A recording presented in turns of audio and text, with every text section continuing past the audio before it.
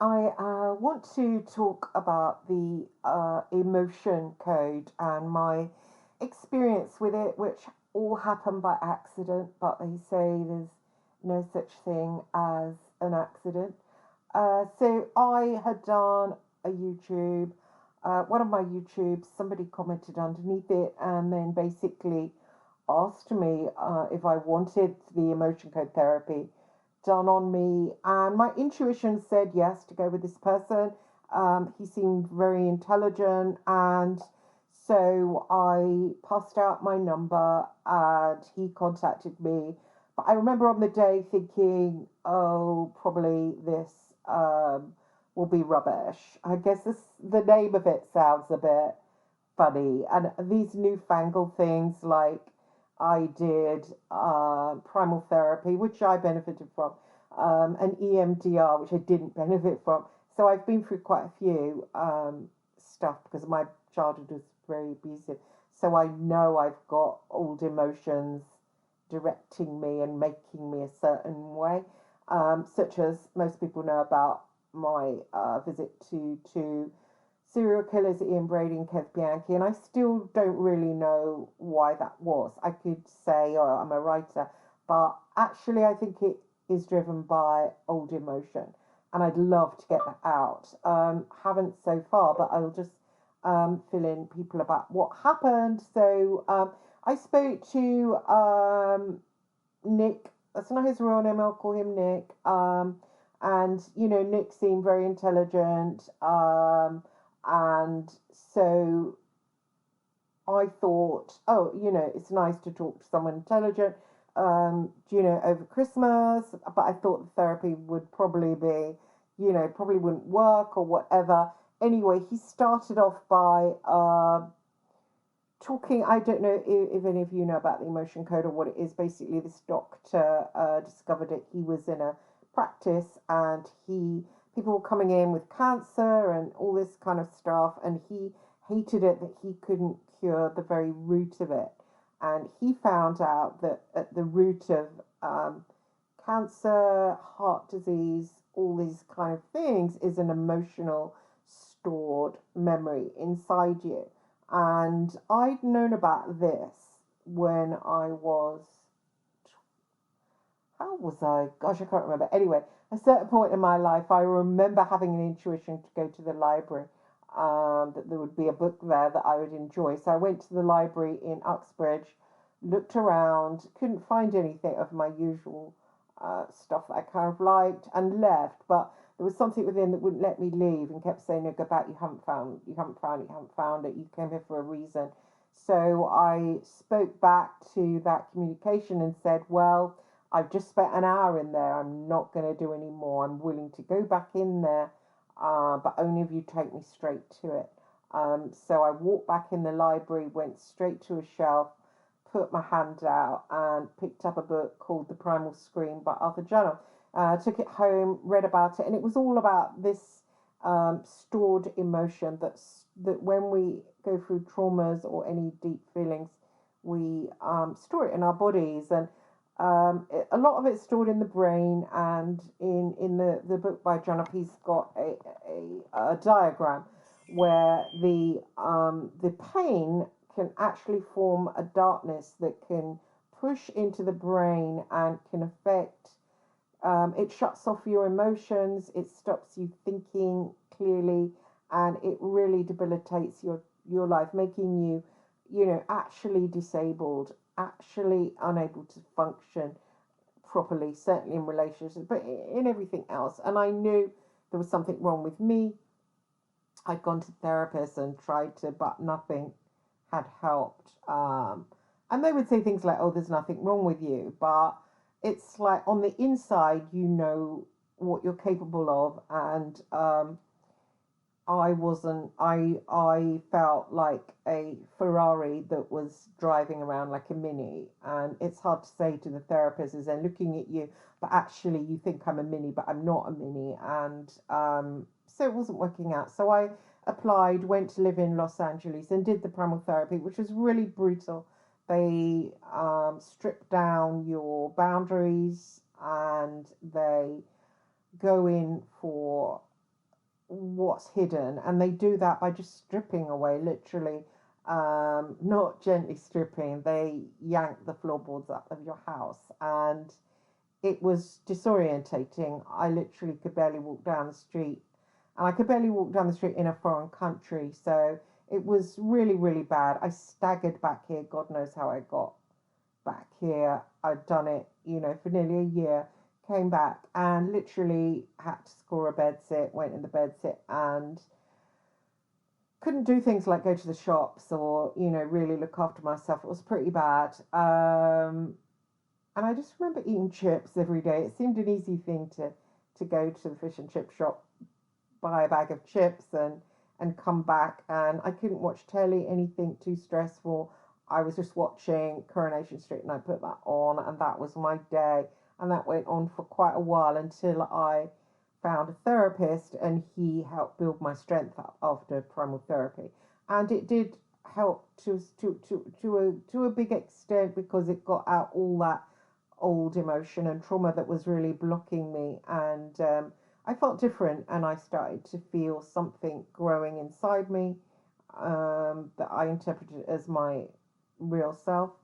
I, you know, it was like a discovery. But however, when I tell friends I've been through that, they often say, but, you're not like perfect. I'm not in a relationship, and, there's obviously, I had the, visited the serial killers, whatever. Okay, that was after the first one, but not the second one. And so, obviously I still have this problem.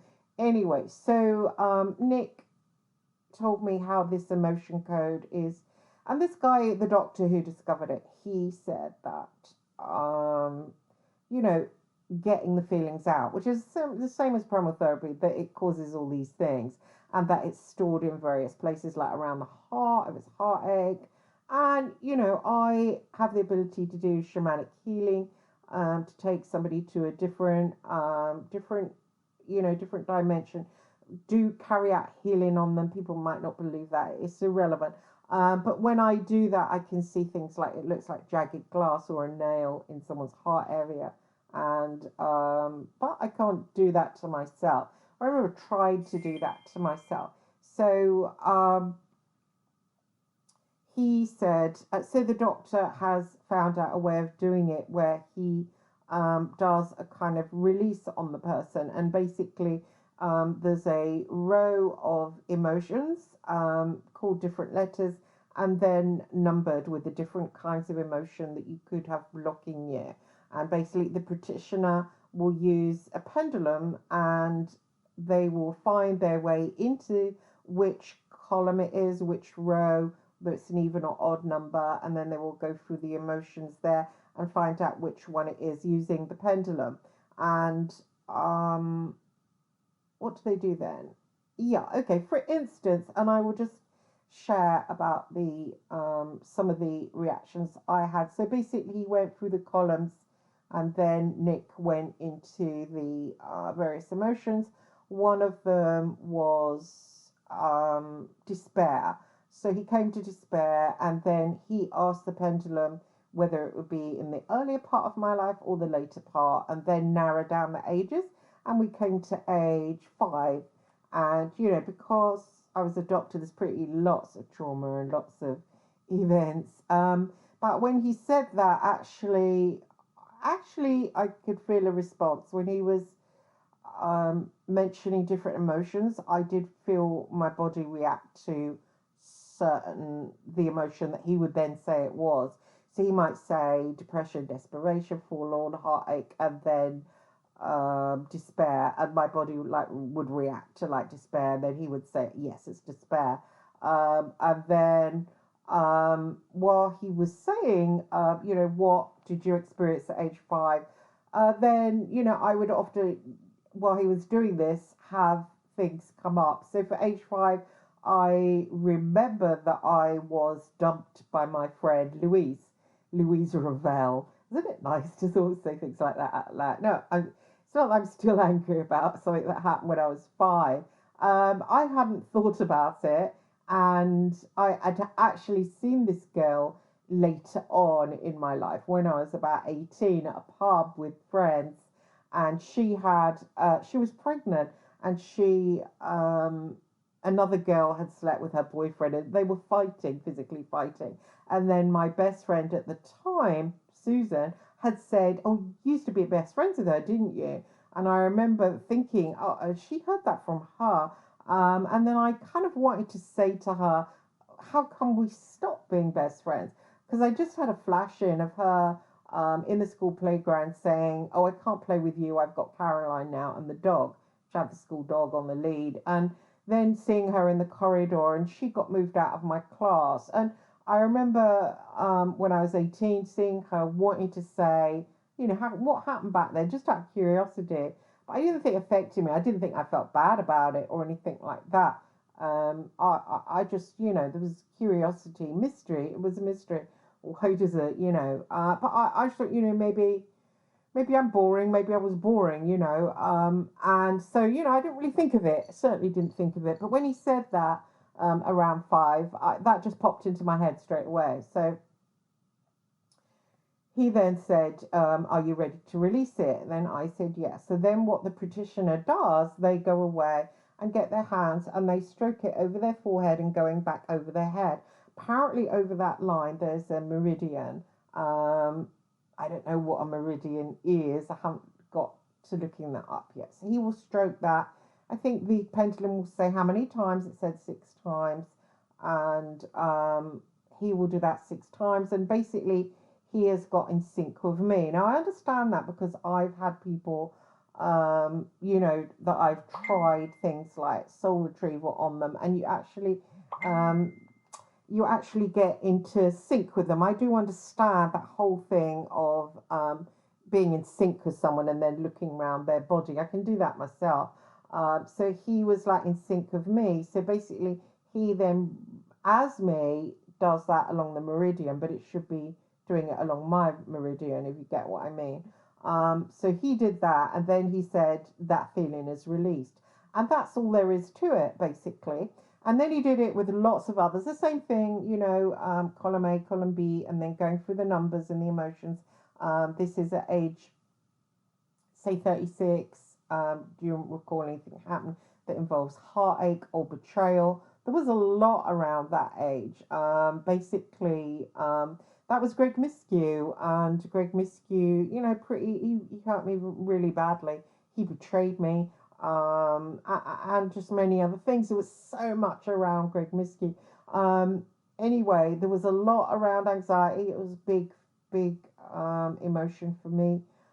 When I had my son, I was a single mother, and I feared that I would get sick and then he would go into care and then get adopted by the same parents as me, then end up writing to serial killers when he was older.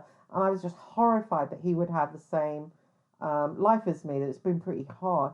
And so I became a hypochondriac. Like any little thing in my body, I would think it was something big.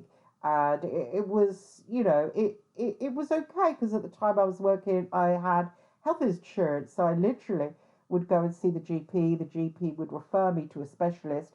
I would be looking up who was the top specialist, and go and see them, like Simon Davies from a Hart, and these are top people that see Prince Philip and stuff like that. So I was going along and seeing them, and it was okay. I used to be haunting Harley Street and in these gorgeous places, and just being looked over and examined, and would always feel better afterwards because they would always say, there's nothing wrong with you. So then I was like, oh, thank God, and have this amazing high. But that went on. It didn't go on too much as my son sort of got to 3, 4. He started being quite feisty, and I thought, God, is anybody, gonna hurt him? He's so feisty and strong, and so that fear started to dissipate. The stronger he got, the more the fear that somebody could ever hurt him dissipated. But I had high anxiety around that issue. So he kind of got that, released that out of me. And I did feel like, it's weird when you feel a feeling like that, it can just linger. And I did feel on waking up After that, I felt the fear wasn't there. I often wake up and I start to feel fear, and the fear is just like almost like a serial killer can come out of the air and attack me. It's pretty bad. And when I say to myself, "What is the fear?" It's just there. It's just lingering. It's just like, and it can be triggered worse by people. Like I had the true crime writer Chris Berry D send me emails. Again, it's linked with serial killers because he was saying, he wanted to see my visiting order where I visited Bianchi, and I can sense his anger and rage at me for having visited Bianchi because he's dined out on it for decades, and he only saw him for 2 minutes, whereas I sat with Bianchi for 2 days, 4 hours apiece, and he's very, very angry at me. And I can literally feel that anger whenever he speaks to me. So I wish he wouldn't speak to me, but he does, and I don't know how to block him on the email. So I had a lot of anxiety. He contacted me on Christmas Day about Bianchi, and it just put me into masses of anxiety. I was waking up feeling that anxiety, and it's like that somebody can really do you a massive harm. And though I was talking to myself, saying, so what if he puts you in a book, calls you all names? Does it really matter? And of course, no, it doesn't matter. And so, but I was still feeling the anxiety. So when Nick took that out, I was waking up for the last couple of days and feeling a lot better. I mean, it's just amazing to wake up and not feel anxiety if you've been used to waking up and feeling anxiety. To wake up and not feel it is a massive change. So that was really good. So that was something that has come out of it. And also going back to the Louise thing, I actually started to feel anger. And it was just over the past couple of days that I started to feel real anger about it, and just a feeling of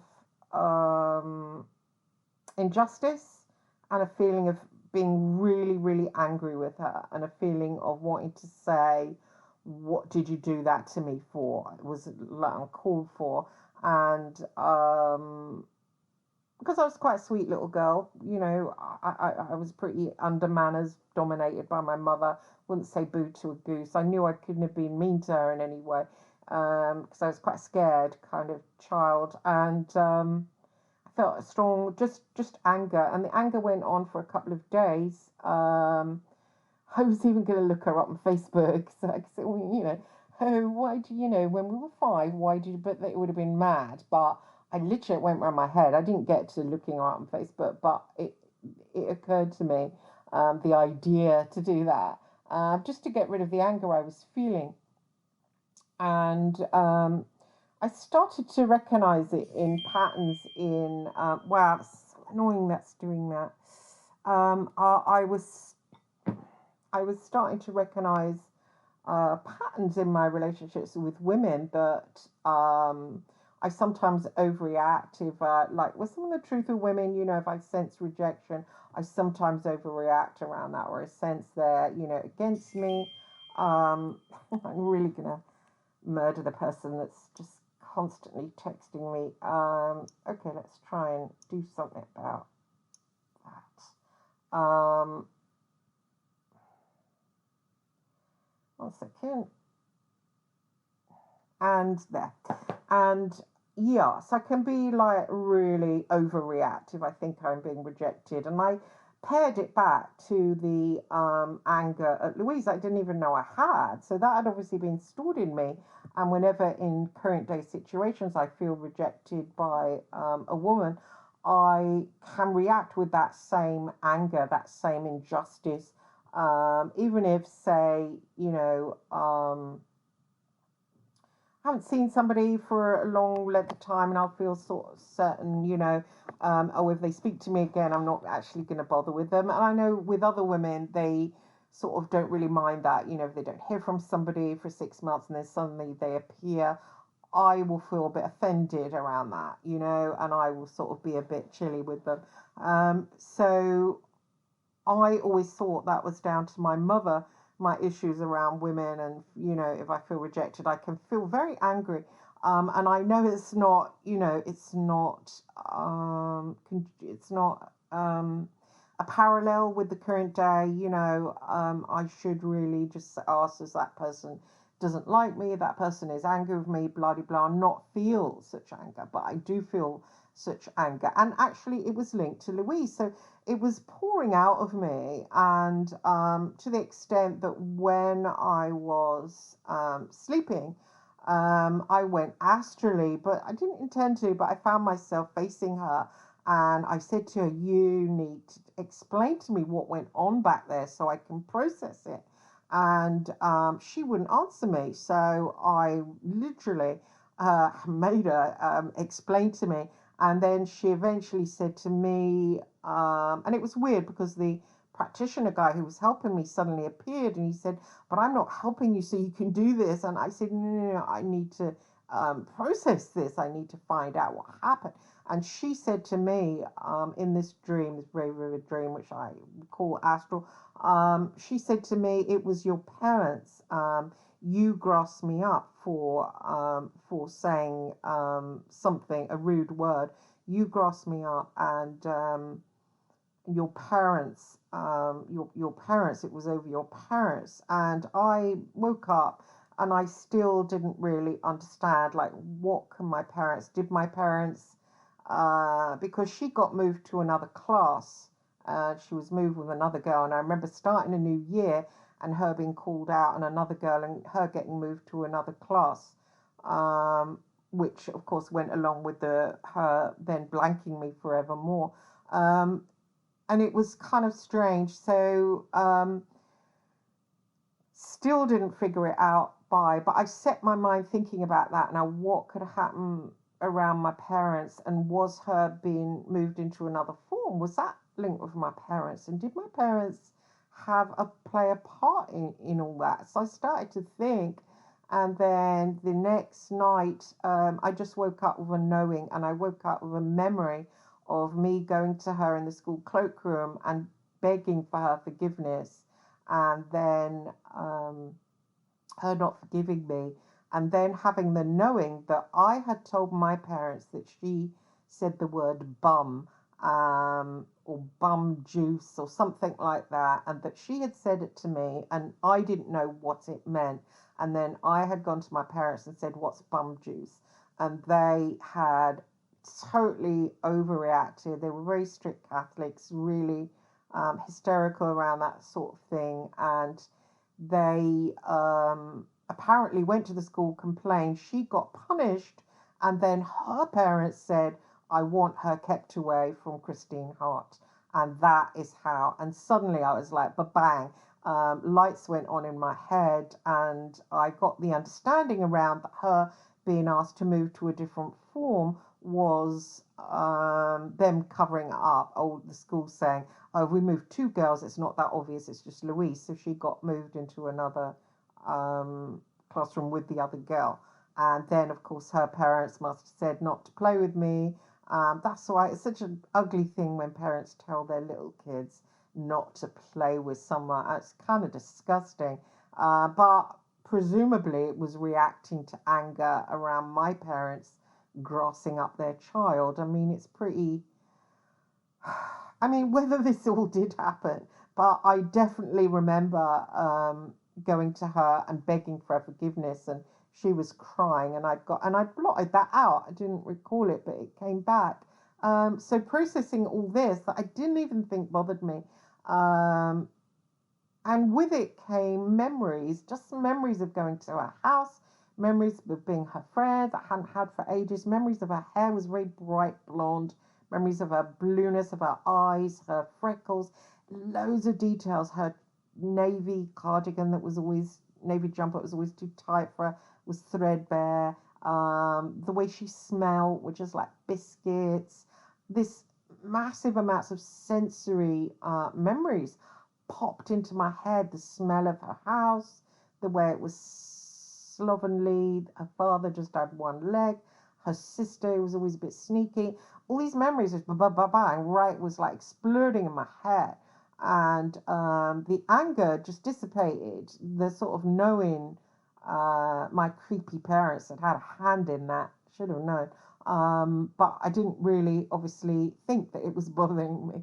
And so it just dissipated and dissipated, and all the anger. And I started to see how I was literally scared of women, literally scared of them, because it had put this thing in me, this emotion, this anger, sorrow, whatever it was, this ball of emotion, and that I had buried it so much I didn't even know what it was. Yet I was acutely aware of it because it made me allergic to women. I'd literally be afraid of them. Show me a woman, and I will show you my fear of them doing something to me. And it's always, I know it's around rejection. And I'm just fine with men, but with women, I just, because I know it will trigger something in me, but without knowing what that is. And when they've managed to do it to get near enough to hurt me, I've always felt the anger. I felt, anger comes up. And I just assumed it was about my mother because she'd been violent to me. But imagine my surprise to find out that it boiled down to Louise Ravel when I was 5. Unbelievable. And then all this processing went on, and I suddenly found myself, like when I was on Facebook, there's certain women that I'm a little bit intimidated with, though I'm friends with. I was able to interact with them without the usual self-consciousness, without the usual fear that they will say something to me that I'll interpret as a little bit off. And I felt like all that fear of women just drain out of me, like an ulcer being burst and cleansed out. And then I was having a bath, and I just had this image of Louise flash into my mind.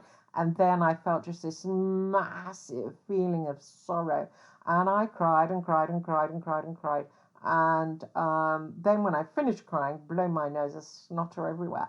And I just felt this amazing sense of being more in touch with life. Um, Whereas just feeling life felt, and objects around me, 3D objects, felt more like sensual, felt more presence, and I felt more like alive, even though it was only a few inches of feeling more alive, but definitely feel more alive. And who would have thought something like that? I mean, I wouldn't have even have considered it. It was something that I just kind of slightly recalled a niggle of it when I saw her fighting that girl, and I thought, should I say something? But then, didn't. And I'd never thought of that since, and certainly never thought of her. And so it was really weird to have that experience. So I'm having some more with Nick. He very kindly is giving it to me for free. I'm not in a good situation right now, in rented and poor. So it's really kind of him to give it to me for free. I would obviously like to learn it myself. I think there's a lot of, he has put his own spin on it in that he calls on guides to help cleanse it and to release it. So I think I'm lucky that I found him, because maybe somebody else wouldn't work on me. And he doesn't want publicity or to come on here or to even be known, associated with it. So I've used a fake name. But so obviously he's gifted and a healer. And I would like to do it. I think it's a kind of calling for me, actually, because I've got that psychic gift. Not great with the pendulum, but I can obviously learn, and maybe just even, ask my spirit guides yes or no, or is it that emotion, or is it that one, and just get a yes by just asking. So it will maybe work for me in that way. But it's quite exciting. I'm quite excited because I have woken up the last couple of days without that fear. I have got that guy sending me emails that does put me on edge. He's a very dark individual, and he can make me feel really, really bad, really got at, and really, he has got that energy. I'm going to fuck you up, and it makes me, because my brother pretty much bullied me with that same thing. I'm going to fuck you up. And, I used to say, what are you going to do though? What are you going to do? And he used to say, you'll find out.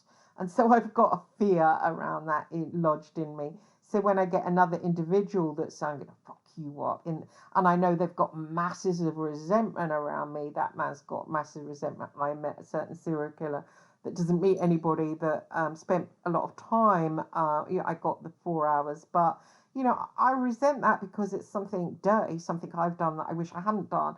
And so to have someone hate my utter guts for doing it feels a bit rich. And so I felt bad around that, and I wish I could block this individual, but on Yahoo Mail, it hasn't got a facility to block somebody. I said to him, please don't contact me again, but and maybe I could just delete his email when it comes through and just have strength and control over that.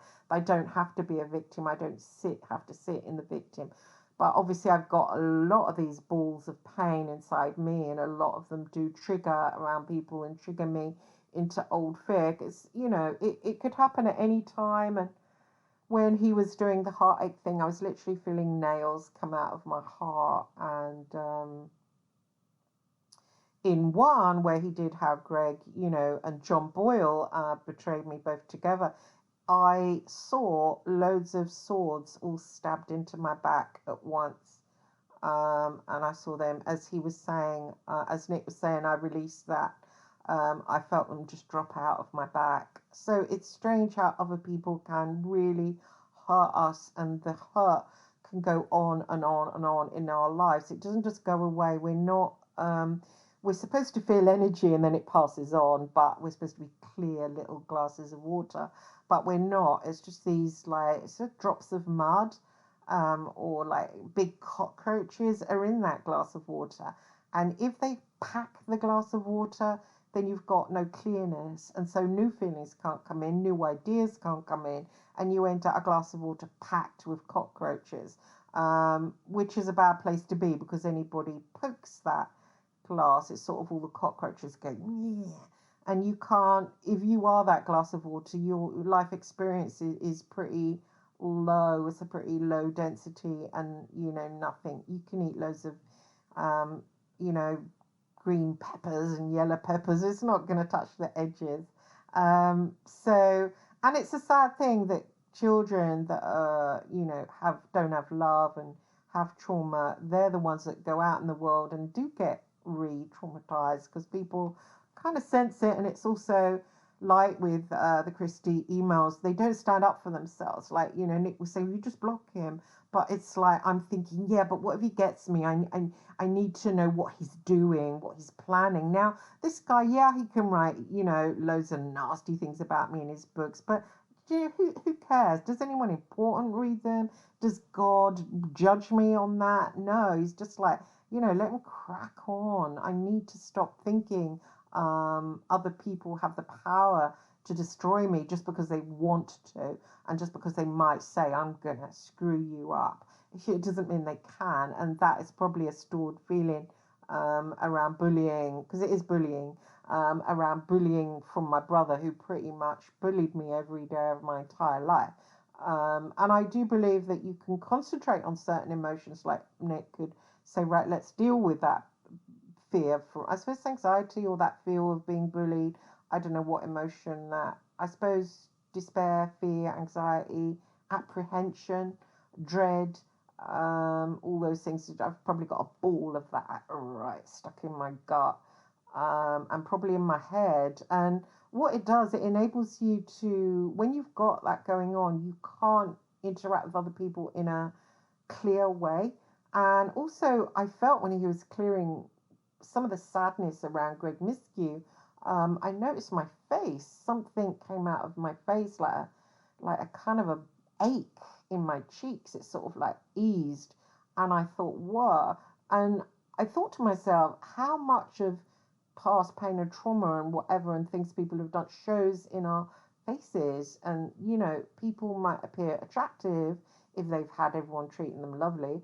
I don't know, Kris Kardashian or something, or look, kind of horrid because they've got loads of stuff stored in their face, which again is unfair. It's like the ones who haven't had much carry on not having much, whereas ones that have had maybe an awesome childhood go on to have other people treating them brilliantly. But sometimes it works that I think everybody has trauma through their lives, but it's always good to have good boundaries. And there'll always be abusive people ready to step forward for anyone. And I think the most we can do is have a good boundary to put it down. Like, for instance, I'm still scared of Chris, but I need to not open his email, to not be scared around him, to not open his email, to delete it, to go into trash and delete it there and to email him back. I've told you not to contact me. Haven't opened your email. Do not do it again. And send that off. And then if it happens again, to do it again and to just not be bullied by somebody. I know if I open it or have all sorts of, nasty things that someone said this about me and he's going to put it in my book, or someone said that, or, and just nasty things to bring me down, to make me feel bad. But you don't have to be someone else's victim. You don't have to. And sometimes there's a way that if you do feel bad, if you have not got that clear glass, you sometimes can feel crazy if everything's okay in your life because you're still feeling a little shitty. And it's almost like sometimes you bring in people into your life to kind of act in ways that people have done in the past. So you can feel like you're more imbalanced because if you've got like a glass of dirty water, and yet you're looking around and thinking, well, there's nothing like, attacking me. So why am I feeling anxious? So you might go and get yourself an abusive boyfriend and then sit there feeling scared and think, well, I'm anxious because he might kick my door in. And it then provides your system with a balance. So, having that uncleared it literally brings trouble in so many ways. So I'm really blessed that Nick brought that to me and really grateful. And I am obviously going to learn it myself and practice on people and, pass on that good fortune. I'm so grateful that I found it. I literally have, felt a lot come out of me since then. And anything that can aid to your sanity is really good. And so I want to say thank you as well to the doctor who wrote the book, The Emotion Code, and put it out there and put it into a system. And yes, it is old stuff from other places like Meridian Lines and, Janoff spoke, I created his primal therapy, which is the same kind of awareness of that. And, he put it together in this healing method. So, all power to him. I haven't read his book yet. That is the next stop. But yeah, really grateful this person found me. And yeah, doesn't the universe work in mysterious ways? So anyway, thank you for listening, and I hope I made sense.